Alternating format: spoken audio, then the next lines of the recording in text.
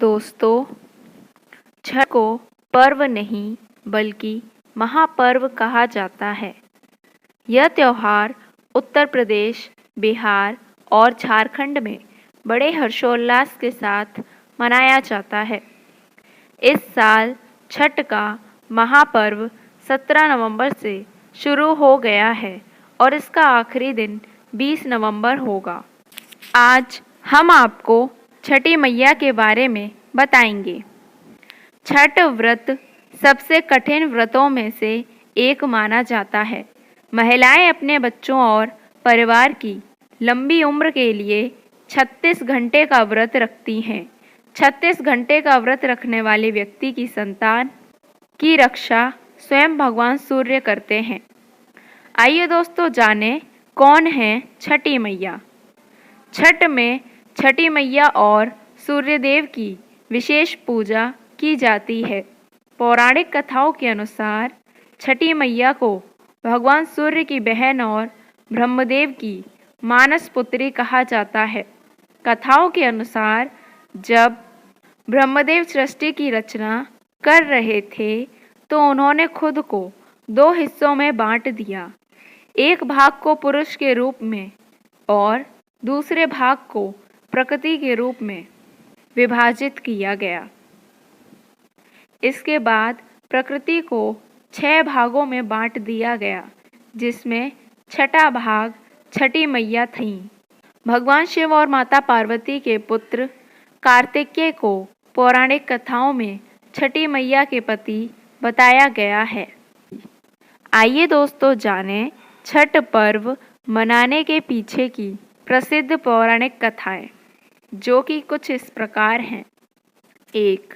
राजा प्रियवंद से जुड़ी है छठ पर्व की परंपरा। छठ पर्व से जुड़ी एक प्रसिद्ध पौराणिक कथा सतयुग के एक राजा प्रियवंद से जुड़ी हुई है। कहा जाता है कि राजा प्रियवंद निसंतान थे, जिसके कारण वे महर्षि कश्यप को अपनी समस्या बताते हैं। महर्षि कश्यप पुत्र प्राप्ति यज्ञ करवाते हैं। यज्ञ के दौरान बने प्रसाद को प्रियवंद की पत्नी को देते हैं। प्रियवंद की पत्नी खीर खाकर गर्भवती हो जाती है, लेकिन वह मृत पुत्र को जन्म देती है।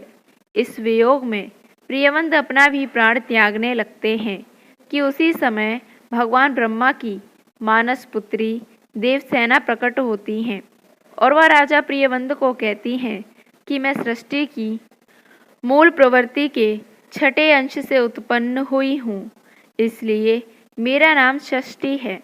अगर तुम षष्ठी के दिन मेरी पूजा करो और लोगों में इसका प्रचार प्रसार करो तो तुम्हें जल्द ही पुत्र प्राप्ति होगी। राजा प्रियवंद षष्ठी के दिन छठी माँ की बहुत ही विधि विधान पूर्वक पूजा करते हैं, जिसके बाद उन्हें पुत्र की प्राप्ति हो जाती है। दूसरी कथा महाभारत काल से भी जुड़ी है छठ पर्व की परंपरा। छठ पर्व की परंपरा महाभारत काल से जुड़ी हुई है। कहा जाता है कि महाभारत काल में सूर्यपुत्र कर्ण प्रतिदिन नहाने के बाद भगवान सूर्य को जल अर्पित करते थे। भगवान सूर्य की कृपा से ही कर्ण शक्तिशाली और महान योद्धा बने। उन्हीं से ही छठ पर्व की शुरुआत हुई। इतना ही नहीं, कहा जाता है कि द्रौपदी ने भी छठ व्रत किया था। जब जुए में 5 पांडव अपना राजपाट खो बैठते हैं, तब द्रौपदी भगवान सूर्य देव की पूजा आराधना करती है ताकि उन्हें दोबारा अपने खोए हुए राजपाट वापस मिल जाए। द्रौपदी छठ का व्रत रखती है और विधि विधान पूर्वक सूर्यदेव की पूजा करती है। इसके पश्चात 5 पांडवों को उनका राजपाट वापस मिल जाता है। माँ सीता ने भी किया था छठ व्रत। कहा जाता है कि 14 वर्ष का वनवास पूर्ण हो जाने के बाद जब माँ सीता अयोध्या लौटी, तब रावण वध के पाप से मुक्त होने के लिए उन्होंने ऋषि मुनियों के आदेश पर राजसूय करने का फैसला किया। इसके लिए वह मुग्दल ऋषि के आश्रम में जाती हैं, जहाँ पर मुग्दल ऋषि उन पर गंगाजल छिड़क कर उन्हें पवित्र करते हैं। उसके बाद माँ सीता कार्तिक मास के शुक्ल पक्ष की षष्ठी तिथि को सूर्यदेव की उपासना करती हैं।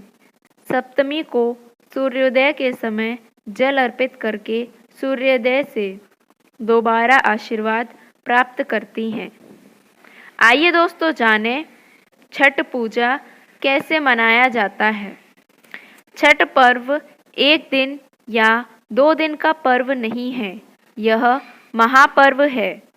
क्योंकि यह 4 दिन का पर्व होता है, छठ पर्व की शुरुआत 4 दिन पहले से ही कर दी जाती है। छठ पर्व के चारों दिन इस प्रकार हैं।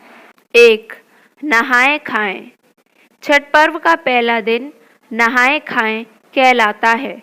इस दिन छठ व्रत रखने वाली महिलाएं घर की साफ सफाई करके सुबह सुबह नहाती हैं और उसके बाद चावल, कद्दू या लौकी की सब्जी और चने दाल को बड़े नियम धर्म से बनाकर खाती हैं। 2. लोहंडा या खरना। छठ पर्व का दूसरा दिन खरना या लोहंडा के नाम से जाना जाता है। इस दिन छठ व्रत रखने वाली महिलाएं पूरे दिन उपवास रखती हैं और शाम के समय अरवा चावल गन्ने के जूस के साथ या फिर दूध के साथ पकाकर खीर बनाई जाती है। फिर सबसे पहले प्रसाद के रूप में सभी छठी व्रती खाती हैं, जिसे खरना कहा जाता है। उसके बाद घर के बाकी अन्य सदस्यों को प्रसाद स्वरूप यह खीर दी जाती है। 3. पहला अर्घ। छठ पर्व के तीसरे दिन सूर्यदेव को पहला अर्घ शाम के समय दिया जाता है। इस दिन सूर्यास्त के समय सूर्यदेव को जल अर्पित किया जाता है। इस दिन पूरे दिन भर चहल पहल रहती है। सभी के घर पर इस दिन छठ पर्व के डलिया को फल फूल, ठेकुआ, लड्डू, चीनी का सांचा, गन्ने जैसे कई प्रकार की चीज़ों से सजाया जाता है। उसके बाद पूरे परिवार सहित शाम के समय लोग डाल लेकर घाट पर पहुंचते हैं और फिर वहां पर डूबते सूरज को अर्घ देकर अपने घर और परिवार की समृद्धि और सुख के लिए प्रार्थना की जाती है। रास्ते में जाते समय और वापस लौटते समय लोग छठी माता का गीत गाते हैं। 4. सुबह का अर्घ। छठ पर्व के चौथे दिन उगते सूरज को अर्घ देकर छठ पर्व की समाप्ति की जाती है। शाम के समय डूबते सूरज को अर्घ देने के बाद दूसरे दिन व्रती के साथ परिवार का पूरा सदस्य डाल लेकर तालाब, नहर या नदी के किनारे पहुंचते हैं।